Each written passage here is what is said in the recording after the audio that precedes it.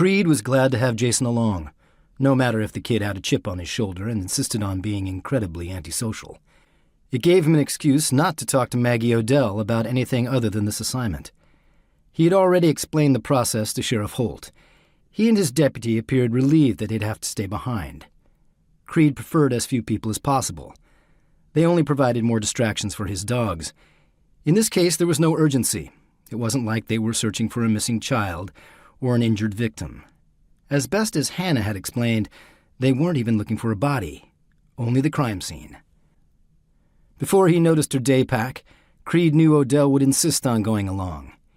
He knew he'd never convince her to stay put with Holt and his deputy, but he also knew she would respect his guidelines.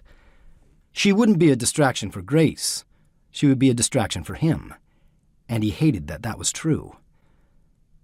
There was one rule he never broke, and he took pride in the fact that he didn't mix business with pleasure.